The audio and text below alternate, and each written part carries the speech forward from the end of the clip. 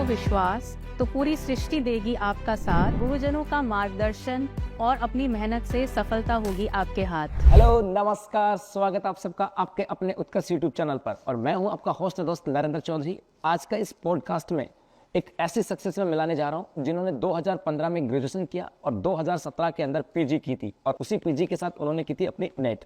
और उस नेट के बाद उनके दिमाग में सिर्फ एक ही चीज थी कि मुझे बनना है कॉलेज लेक्चरर। और फाइनली 2023 कॉलेज लेक्चरर की भर्ती में पूरे राजस्थान के अंदर टॉप 3rd रैंक में वो आई है, मतलब ऑल राजस्थान के अंदर 3rd रैंक में वो रही हैं। तो स्वागत है ईशु सक्सेना, जो आज हमारे साथ इस पॉडकास्ट के अंदर है। ईशु जी, स्वागत है आज के इस पॉडकास्ट में। कैसे हैं? Thank you so much sir, बहुत अच्छी। बढ़िया हूँ जी। तो ईशु जी, शुरुआत करें। सबसे पहले तो मैं दोबारा बता दूं दर्शकों को कि ये ईशु सक्सेना जी हैं, और इन्होंने अभी 2023 के अंदर जो कॉलेज लेक्चर की भर्ती हुई थी उसके अंदर इंग्लिश के अंदर टॉप 3, मतलब कहें कि 1, 2, 3 3rd रैंक के अंदर 3rd रैंक पे रही थी पूरे राजस्थान के अंदर। और वो जो पूरी सफलता है वो इन्हीं को जाती है, क्योंकि सफलता का जो श्रेय है वो इन्हीं को जाता है, क्योंकि पूरी ईमानदारी पूरी शिद्दत के साथ उन्होंने तैयारी की थी। और वो जब हम लोगों ने से बात भी की थी तो उनकी बातों से झलका था कि हाँ, पूरी मेहनत की थी, पूरी ईमानदारी के साथ मेहनत की थी, और पूरी शिद्दत और साथ उनके माइंड में एक ही कॉन्सेप्ट था कि मुझे बनना है तो कॉलेज लेक्चरर बनना है। तो सबसे पहली चीज़ ये कि मुझे तो बताओ कि अपना फैमिली बैकग्राउंड क्या रहा है। जी, मेरे पिताजी प्रोफेसर रहे हैं फिलॉसफी सब्जेक्ट से जेएनयू में, और मेरी मम्मी भी शुरू में टीचर थी, और अभी वो गृहिणी हैं। तो शुरू से थोड़ा शैक्षणिक माहौल रहा है घर में। अच्छा, मतलब शुरू से माहौल ऐसा था कि जहाँ पर शिक्षा को प्रायोरिटी हमेशा दी, क्योंकि पापा जी जेएनयू में प्रोफेसर थे। उसके बाद जब आपने कॉलेज में एडमिशन लिया था 2015 में जोधपुर में केएन कॉलेज में, तो उस समय जब कॉलेज में एडमिशन लिया था तो क्या सोच के लिया था कि मुझे लेक्चरर बनना था, या मुझे कहीं स्पोर्ट्स में जाना है, या मुझे टीचर ही बनना है, या मुझे फिर कोई पीटीआई या ग्राम सेवक की तैयारी करनी है? उस समय कुछ माइंड में था कि अपना ऐसा कुछ? जी सर, जैसा हम जो अपने माहौल में देखते हैं उसी से सीखते हैं। तो जैसे मेरे पिताजी सिविल सर्विसेज की कोचिंग कराते थे, तो तब था 9th स्टैंडर्ड में मैंने पहली बार सीरियसली सोचा था कि सिविल सर्विस में जाना है। लेकिन फर्स्ट ईयर में फिर सब्जेक्ट्स भी मैंने उसी हिसाब से लिए थे, पब्लिक एडमिनिस्ट्रेशन वगैरह। लेकिन फिर मैंने डिस्कवर किया कि मेरा उतना इंटरेस्ट सिविल सर्विसेज में नहीं है। तो सेकेंड ईयर में जाके मतलब इंग्लिश लिटरेचर एक ऐसा सब्जेक्ट था जो 8th क्लास से मुझे हमेशा बहुत प्रिय था। तो ये था कि एज अ हॉबी हमेशा मेरे साथ रहेगा, लेकिन करियर के रूप में मैं उसे चूज़ करूँगी ये नहीं सोचा था। तो सर सेकेंड ईयर में मैंने फाइनली ये डिसाइड किया कि इंग्लिश लिटरेचर में मुझे टीचिंग क्षेत्र में जाना है। प्रारंभ में जब कॉलेज में एडमिशन लिया था तो सिविल सर्विसेज की तैयारी की माइंड में थी। उसके बाद में जब जैसे जैसे दौर आगे बढ़े, सेकेंड ईयर में आए, तो ऐसा लगा कि नहीं, सिविल सर्विसेज को छोड़ करके मुझे जाना चाहिए कॉलेज लेक्चर के अंदर। उसके बाद में सब्जेक्ट चुना, क्योंकि यही होती है कि नींव, यही से एक बच्चे की ज़िंदगी में बहुत सारे पड़ाव आते हैं और बहुत सारे मोड़ यहाँ से आते हैं, और उन्हीं मोड़ों में से, उन्हीं पड़ावों में से एक मोड़ हमें चुनना होता है जो हमारे इस कैरियर को डिसाइड करता है। और वैसा ही क्या था ईशु ने कि इन्होंने वहाँ से डिसाइड किया कि मुझे मेरा सब्जेक्ट भी देखना है, क्योंकि वहीं से ललक होती है, वहीं से इंटरेस्ट पैदा होता है, और वहीं से पैशन बन जाता है उस सब्जेक्ट के प्रति। और वही जो पैशन है वो आगे चलते चलते पीजी में गया। तो अब पीजी में जब गए तो वहाँ पे कैसा लगा कि मतलब उस समय भी ऐसा लगा था कि मुझे कॉलेज लेक्चर ही बनना था, या फिर ऐसा लगा कि बीएड कर लूँ, या फिर सिर्फ मैं इंग्लिश पढ़ करके, या फिर मुझे इंग्लिश के अंदर कहीं दूसरे स्कोप में जाना है, या फॉरेन लैंग्वेज पढ़ करके कहीं बाहर जाना, मतलब ऐसा कुछ आएगा, क्योंकि इंग्लिश में से बहुत सारे स्कोप होते हैं। जी सर, बीएड का तो कभी विचार नहीं था। लेकिन मैं सेकेंड ईयर में, मेरी मैम थी विभा मैम, जिनका ग्रेजुएशन में मुझे मार्गदर्शन प्राप्त हुआ, तो सब सब्जेक्ट से इतना लगाव हो गया था, और फिर उन्होंने ही मुझे गाइड किया कि मैं प्रीवियस में ही कोचिंग ले लूँ। तो मैंने नेट के लिए, जो मेरे अभी पीएचडी सुपरवाइज़र भी हैं प्रोफेसर सतीश हरित सर, उनसे मार्गदर्शन लिया था, और भगवान की कृपा से मेरा पीजी के साथ साथ ही नेट क्लियर हो गया था। तो सर पीजी के दौरान ही दिमाग में था कि इसी फील्ड। पीजी के समय मतलब माइंड क्लियर था कि ना तो मुझे बीएड करके फर्स्ट ग्रेड या सेकंड ग्रेड जाना है, और उस समय माइंड में ये भी था कि ना मुझे कोई फॉरेन लैंग्वेज सीखनी है, और ना मुझे कहीं ट्रांसलेटर बनना। मतलब एग्जैक्ट क्लियर चीज़ें थी कि मुझे यहीं से नेट क्लियर करना है और मुझे यहीं से प्रोफेसर बनना है। मतलब वो टारगेट सेट था भाई। लेक्चरर प्रोफेसर साहब मिल गए थे, घर में पापा जी थे, उन्होंने एक बात ट्यूनिंग फिट कर रखी थी। मतलब ट्यूनिंग फिट ये होता है, ये तो कोई ट्यूनिंग फिट की नहीं जाती है, ट्यूनिंग फिट अपने इंटरेस्ट पे भी होती है। और ये चीज़ें आपको भी देखनी है कि आपका इंटरेस्ट कहाँ पर है, और उस इंटरेस्ट को आपको पैशन तो बनाना होगा, क्योंकि ज़िंदगी में के अंदर जो कुछ हासिल करना है ना, तो उस पैशन को हासिल करें तो आगे बढ़ोगे ना, तो बहुत सारा आनंद आता है। और वही आनंद लेकर के इन्होंने पीजी के साथ भी नेट किया। तो पीजी आपका नेट जो हुआ था वो होता है 2017 में, राइट जी। जैसा आपने बताया था कि सर 2017 में नेट हुआ, जी उसके बाद में ये जो कॉलेज लेक्चर की वैकेंसी आई थी 21 में भी आई थी, 23 में भी आई, और आपका फाइनली सिलेक्शन हुआ 2023 में। तो ये लगभग 6-7 साल का दौर था। तो ये 6-7 साल का दौर कैसे निकला? मतलब किसी ने टोका नहीं क्या कि इंग्लिश पढ़नी, इसको पढ़ा भी क्या, इसको जिया है आपने तो। जी उसके बाद 7 साल, अरे ये कैसा रहा? जी सर, तो बस यही था मेरे दिमाग में पीजी के बाद कि मुझे थोड़ा काम करना है, पढ़ाई काफ़ी हो गई। तो मैंने एज अ प्राइवेट कॉलेज में पढ़ाना शुरू किया, वहाँ पे गेस्ट फैकल्टी थी मैं। हमारे जेएनयू में भी लॉ फैकल्टी में 4 साल पढ़ाया मैंने, केएन कॉलेज में भी 1 साल गेस्ट फैकल्टी रही। तो उस दौरान तो ये चलता रहा। तभी उसी दौर में पहला अटेम्प्ट जब दिया तो फिर उसमें सिलेक्शन नहीं हो पाया, और वो भी मेरे जीके की वजह से नहीं हो पाया। अच्छा, उसमें बहुत कम मार्क्स थे। तो तब मैंने सोचा कि मुझे इससे ब्रेक लेकर, जो मैं प्राइवेट पढ़ा रही हूँ उससे ब्रेक लेकर इसके लिए अच्छे से तैयारी करनी चाहिए। तो मैंने 2023 में फिर छोड़ दिया था, और फिर तभी उसी साल ये भर्ती आ गई। तो उत्कर्ष का मार्गदर्शन रहा, नरेंद्र चौधरी सर का भी काफ़ी, सर ने 50% कोर्स हमारा जीके में करवाया उस बैच में। इकोनॉमी और ज्योग्राफी भी सर पढ़ाते थे, और वो बहुत महत्वपूर्ण हो जाता है इस सब्जेक्ट में, इस फील्ड में, इस पोस्ट के लिए, क्योंकि 200 में से 50 नंबर हमारे जीके के होते हैं। तो मोस्टली जो नेट कर लेते हैं या जेआरएफ होते हैं, उनका सब्जेक्ट पे कमांड तो होता ही है। जो डिसाइडिंग फैक्टर बन जाता है इस एग्जाम में सर, वो जीके बनता है। तो उसके लिए हमें अच्छी स्ट्रैटेजी, और हमारा कोई बैकग्राउंड नहीं होता। जैसे लिटरेचर से हम आते हैं, मान लीजिए कोई हिस्ट्री या पॉलिटिकल से आते हैं, तो उनका थोड़ा बैकग्राउंड होता है। लिटरेचर वाले का बिल्कुल भी जीके से कोई ताल्लुकात नहीं है। तो एक इतना अलग फील्ड में करना, शुरू से करना, मैंने तो जीके ही, राजस्थान जीके पहली बार लाइफ में 2020 में ही पढ़ना शुरू किया। तो उनका मार्गदर्शन रहा इंग्लिश सब्जेक्ट में भी, जैसे मैंने गुरुजनों का बताया। और एक कल्याणी वलक मैम है हमारे इंग्लिश लिटरेचर में, उनसे मैंने कोचिंग ली। तो सभी के आशीर्वाद से ये क्लियर हो पाया इस बार। ये चीज़ें इसलिए मैटर करती हैं, इसलिए महत्वपूर्ण है, क्योंकि हम लोग को लगता है कि हम तो तैयारी करते हैं ना, हमें लगता है कि मैं तो आर्ट्स बैकग्राउंड का हूँ, मैं यार साइंस में बेहतर कैसे दे सकता हूँ। किसी साइंस वाले बच्चे को लगता है कि मैं साइंस का हूँ, मैं आर्ट्स में बेहतर कैसे दे सकता हूँ। तो यदि हमारे अंदर करने की इच्छा हो ना, और सीखने की ललक हो, तो हम किसी भी सेक्टर के हों, हम अपना बेहतर वहाँ जहाँ दूसरे सेक्टर जाने वहाँ भी दे सकते हैं। और मैंने ये प्रश्न जानबूझ के इसलिए पूछा था कि जाहिर सी बात है, आप कॉलेज लेक्चर में बैठोगे ना, तो वहाँ पे सब्जेक्ट में तो आप मास्टर हो ही, कोई रोकने वाला ही नहीं है, क्योंकि नेट आप हो और नेट ये लागू होते हैं। तो उसके बाद में मैटर करता है वहाँ पे जीके का, और हर एक बच्चा अलग अलग फील्ड से आता है।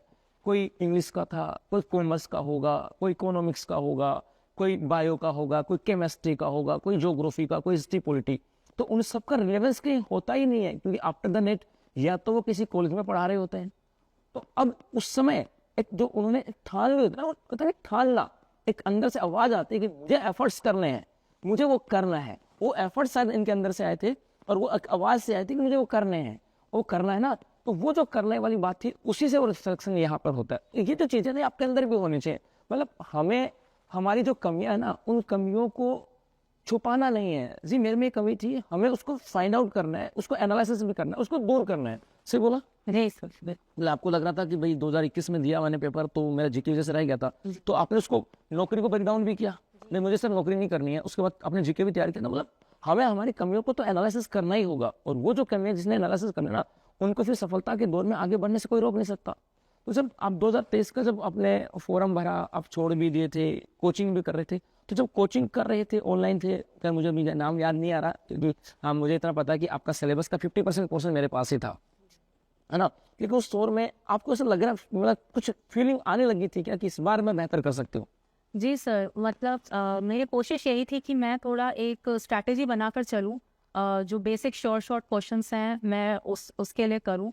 और पिछली बार भी ये थोड़ा सा रहा था कि पहली बार पढ़ा था तो इतना याद नहीं रह पाता था जितना पढ़ते हैं। तो इस बार ये था कि मैं लिख के, और सर का जैसे तरीका है पढ़ाने का, पूरे मैप्स और चार्ट्स बना के सर पढ़ाते हैं, और सभी फैकल्टीज़ का, उत्कर्ष के, चाहे वो उस टाइम पॉलिटी के कुलदीप सर थे, वो हिस्ट्री में भगवान जांगीर सर थे, और आर्ट एंड कल्चर में संदीप सर थे। तो जो भी गुरुजन पढ़ा रहे हैं, जितना भी मैं पढ़ रही हूँ, वो मैं लिख के उसको दोबारा याद करूँ। और करंट अफेयर्स खासकर, क्योंकि वो जो मैं एग्ज़ाम दिया, उस क्वेश्चन पेपर में करंट अफेयर्स का बहुत ज़्यादा रोल था। 25 से 30% उसमें करंट अफेयर्स थे। तो सर जो डेली क्लास लेते थे, मैं वो नोटबुक में लिख के, पूरी मेरी 2-3 नोटबुक्स ऐसे भर गई थी, उनको मैं लिख के बार बार उसको रिवाइज करती थी। अब वो नोट बेचना है क्या? नहीं क्योंकि अब बच्चा बड़ा सोचेगा कि सर 2-3 नोटबुक बन गई होंगी तो हमें भी दे दो। तो बेटा वो नोटबुक तो आपकी भी बनेंगी, बस ज़रूरत है तो उस नोटबुक को बनाने की एक ललक अंदर पैदा करने की, उसके प्रति डेडिकेशन पैदा करने की। नोटबुक आपकी भी बनेंगी और जब नोटबुक बनेंगी ना तो जाहिर सी बात है फिर नोट भी बनेंगे, मतलब सक्सेस भी होगा, है ना। क्योंकि देखो हम लोग तैयारी इसलिए तो करते हैं कि भाई हमें सफलता लेनी है, सैलरी भी आएगी, समाज से मतलब हर फैक्टर काम करता है। हम लोग ये भी नहीं कर सकते कि हम एक एस्पेक्ट लेके जा रहे हैं, नहीं, हर एक फैक्टर हमारे पास होता है। तो जब लास्ट टाइम जब पेपर के महीने 2 महीने बचे थे, क्योंकि सफलता की जो जुबानी है ना वो दूसरों के लिए सफलता के द्वार खोलती है। आपकी सफलता की जो जुबानी है वो लोगों को मोटिवेट करके उनकी सफलता की राह खोलेगी। तो लास्ट के 1-2 महीने जब बचा था तो उस समय आपकी तैयारी की प्लानिंग क्या थी? जी सर, यही था कि सब कुछ छोड़ के उसी पे ध्यान देना है। थोड़ा-सा मैं बोलूँगी कि थोड़ा मेरी एंग्ज़ियस रहने की भी आदत है, तो मतलब मैं थोड़ा-सा नाइट स्टडी वाला हैबिट रखती थी। तो रात को 2-2 ढाई-ढाई बजते थे रोज़, 2 महीने पहले तक तो। और यही रहता था कि जितना हो सके हम उतना सिलेबस कर पाएँ, क्योंकि सिलेबस इतना वास्ट होता है कि पूरा करना तो मुझे लगता है एक इंसान पे शायद पॉसिबल नहीं है। लेकिन वही है कि उसमें हम एरिया चूज़ करके चलें कि इस पे हमारी कमांड हो, कि उसमें से कुछ है तो वो बिल्कुल ना छूटे या गलत हो। तो लास्ट के 2 महीने में सर इनफैक्ट पूरी तैयारी के दौरान ही बस यही था कि जितना अच्छे से कर सकते हैं वो करें। और लास्ट में वही सर आर्थिक समीक्षा आपकी, उसी को कर के आंकड़े याद करके जा रहे थे। तो जब पेपर देने गए थे तब कैसा लग रहा था कि मैं पेपर देने जा रही हूँ, मुझे मेरे सब्जेक्ट पे कमांड है कि नहीं? क्योंकि हम लोग जितना पढ़ते हैं ना वो पेपर के टाइम जाते समय भूल जाते हैं। और ये बहुत बड़ा इश्यू है बच्चों के साथ भी कि सर हमने पढ़ा बहुत सारा था, सर मैंने रिविजन भी बहुत सारा किया, लेकिन जब मैं पेपर देने जा रहा हूँ या जा रही हूँ ना मुझे याद ही नहीं है। जब पेपर देने जा रहे थे उस समय मनोस्थिति क्या थी? जी सर, थोड़ी-सी घबराहट थी कि क्योंकि जीके में मुझे हमेशा घबराहट होती है, अपने सब्जेक्ट है तो उसके लिए नहीं होती, क्योंकि पिछली बार का अनुभव बुरा रहा था। केवल 10 नंबर थे, तो वो चीज़ थोड़ा मन में थी कि कैसा आएगा पेपर, क्या है। लेकिन फिर जब करने बैठे तो यही था, मतलब मैं यही बोलूँगी कि हम कुछ भी चीज़ अगर पढ़ते हैं, एक बार भी हमने उसको थोड़ा-सा ध्यान से देखा है, तो वो रहता है याद। ऑप्शंस में ऑब्जेक्टिव भी होता है तो देख के वो क्लिक कर जाता है। तो मुझे ये पता था कि आरपीएससी का पैटर्न है कि वो नंबर ज़्यादा पूछते हैं। तो जैसे सर पढ़ाते थे, कोई डायनासोर के जीवाश्म मिले। आपके आए थे प्रशंसा का डायनासोर के प्रमाण में जी। एग्जैक्ट में पढ़ा के गया था आपके बैच में, जी। मतलब इनके बैच में वो पढ़ा के भी गया था। बच्चे कहते सर पता है, बच्चों के कमेंट्स आ रहे थे कि सर ये साकार था, ये आपको कैसे पता? मतलब मुझे पता हो ना पता हो, लेकिन एग्जामिनर को ये पता है कि साकार डायनासोर वहां पे वहीं बैठे।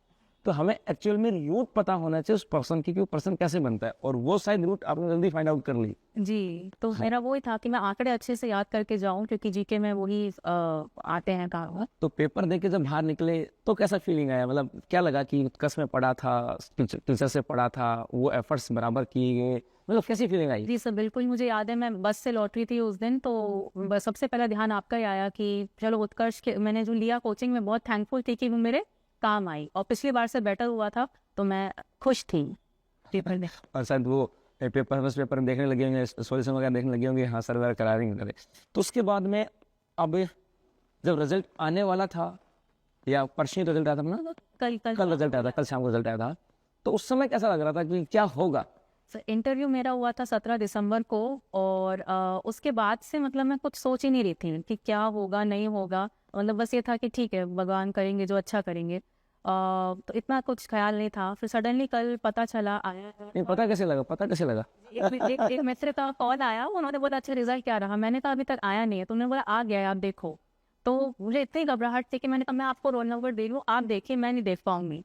लेकिन फिर मैंने देखा, पहले कट ऑफ देखी 122, तो मुझे लगा कि मेरे रिटर्न में कम करीब थे नंबर उसके, तो लगा कि शायद होगा। फिर मैंने जब थर्ड रैंक देखा तो मुझे सच में विश्वास नहीं हुआ। मैंने 4-5 बार चेक किया, मम्मी से चेक करवाया, तो विश्वास ही नहीं हो रहा था।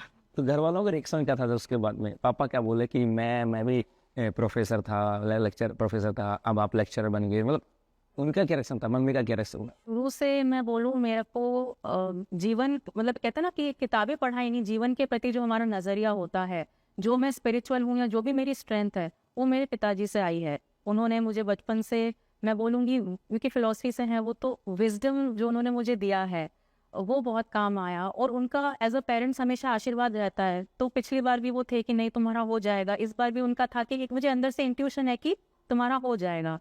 तो जब फाइनली आया, मम्मी ने, मतलब हर माँ शायद जितने भी कैंडिडेट्स अपीयर किए सबकी माएँ प्रार्थना करती होंगी, तो मेरी माँ भी बहुत प्रार्थना करती थी ऐसे। जब आया फाइनली तो मम्मी खुश हुई, और खुशी से उनकी आंखों में थोड़े से आंसू थे। तो बस मैं अपने से ज़्यादा उनके लिए खुश थी कि हमारे माता पिता खुश हो, बस वो सबसे बड़ी बात। अब कैसा फील हो रहा है, मतलब कॉलेज लेक्चर बन के कैसा लग रहा है? जी, विश्वास ही नहीं हो रहा सर, ये तो कि मतलब एक दिन में जिंदगी इधर से इधर। जी, वो चीज़ थिंकिंग होना थोड़ा-सा मुश्किल है कि ये कोई उपलब्धि है, लेकिन हम शुरू से वही काम करते आए हैं। जब मैं गेस्ट फैकल्टी तब भी मैं शिद्दत से कोशिश करती थी अपना बेस्ट दूँ। उस समय पढ़ाना और उस समय की फीलिंग और अब की फीलिंग में अंतर होगा। उस समय हमारे माइंड में होता था कि मैं एज ए गेस्ट फैकल्टी काम कर रही, अब मैं यहाँ पर एज ए लेक्चरर काम कर रही। जी, जी। आगे बस सर यही कोशिश रहेगी कि हम जो हमें ज़िम्मेदारी मिले उसमें हम पूरी अपनी ईमानदारी से योगदान दें। बच्चों के लिए कोई संदेश कि कैसे पढ़ना है, कैसे नहीं पढ़ना है? जी सर, सबसे पहले तो मैं उत्कर्ष का बहुत शुक्रिया अदा करना चाहूँगी, निर्मल गहलोत सर का, क्योंकि वो विजनरी रहे हैं। उनका जो विज़न था कि हम टेक्नोलॉजी के माध्यम से घर बैठे स्टूडेंट्स या जैसे हम जॉब कर रहे थे और जॉब के साथ भी हम पढ़ते थे, उन तक पहुँचाना शिक्षा को। तो बहुत तहे दिल से उनके लिए शुक्रगुजार हूँ। उत्कर्ष की पूरी टीम, पूरा टेक्निकल टीम, हमारे फैकल्टी मेंबर्स जैसा मैंने बताया, गुरुजनों के इसलिए मैं बहुत ज़्यादा शुक्रगुजार हूँ। उन सब का आशीर्वाद है कि हमें सफलता मिल पाती है। और संदेश मैं आपसे यही कहना चाहूँगी कि हर व्यक्ति में वो क्षमता है कि अगर उसके मन में कोई डिज़ायर है, अगर आपके मन में इच्छा है, तो वो रीज़न है कि आप उसको फुलफ़िल करेंगे, आप उसको प्राप्त करेंगे। अब कई फैक्टर हमें बाहर से लग जाते हैं वहाँ तक पहुँचने में, जिसमें अच्छा मार्गदर्शन, हम अपने को कितना मोटिवेट करते हैं, और जब हम मुश्किल दौर सबकी लाइफ में आता है, मेरे भी लाइफ में आया, तो दोस्तों का भी अच्छा साथ रहा ही, लेकिन हम खुद उस दौर से कैसे खुद को निकाल पाते हैं, वो सारी चीज़ें मिलकर अगर हम विश्वास रखें, लगे रहें, तो ज़रूर हमें सफलता मिलती है। बस सबसे बड़ी सीख जो मैंने एक प्रोसेस में सीखी, बस वो यही है कि हो सकता है कि हमें कोई कम समझे या उस नज़रिए से नहीं देखे जिससे हम देखते हैं, लेकिन हम खुद को जिस तरह से देखेंगे, हम अगर अपने आप को सक्सेसफुल देखते हैं, अगर हम अपने को वहाँ पहुँचता हुआ देखते हैं जहाँ हम चाहते हैं, तो वो चीज़ ज़रूर हमारे रियलिटी में होगी। जी, तो कहते हैं ना कि मान लो तो हार है, ठान लो तो जीत है। ऐसा ही हुआ था यीशु के साथ, यीशु सक्सेना के साथ। और यीशु सक्सेना जिन्होंने 2017 में नेट किया था, उसके बाद तैयारी स्टार्ट की थी एज ए इन्होंने कॉलेज में पढ़ाया भी था, लेकिन एक बार असफलता भी इन्होंने देखी 2021 कॉलेज लेक्चर। लेकिन उस असफलता से इन्होंने अपना जो नजरिया था ना, उसमें दोष किसी पे मंडा नहीं। इन्होंने उस असफलता में अपनी कमियों पर एनालिसिस किया और 2023 के अंदर वापस पूरी शिद्दत और ईमानदारी के साथ उस तैयारी में जुटी। और 2023 के अंदर उसी कॉलेज लेक्चर के अंदर इंग्लिश सब्जेक्ट के अंदर पूरे राजस्थान में 3rd रैंक पे आई है। तो ऐसी ईमानदारी, ऐसी शिद्दत आप लोगों के अंदर भी यदि होगी तो 100% आपकी सफलता को कोई रोक नहीं सकता। और मैं भी भगवान से दुआ करूंगा, हमारे उत्कर्ष परिवार की ओर से भी पूरी आशीर्वाद है, पूरा उत्कर्ष परिवार की ओर से भी दुआ है कि यीशु यूं ही आगे बढ़ती रहे, अपने घर वालों का, सोसाइटी का, समाज का यूं ही नाम रोशन करती रहे। और जहाँ भी जाए अपने इस ज्ञान से उन बच्चों को हमेशा मतलब उनको भी एनर्जेटिक करे, क्योंकि वो जो एनर्जी इनके अंदर है, वो एनर्जी यदि पास होगी तो उस एनर्जी का एक मजा कुछ और होगा। क्योंकि हमने जो ज्ञान ले लिया, अब यदि वो ज्ञान कहीं और फैलेगा ना, तो फिर उस ज्ञान का प्रकाश जो होता है ना, उसका मजा ही कुछ और होता है। तो ये थे हमारे साथ यीशु जी, जो राजस्थान के अंदर 3rd रैंक पे हैं इंग्लिश सब्जेक्ट के अंदर।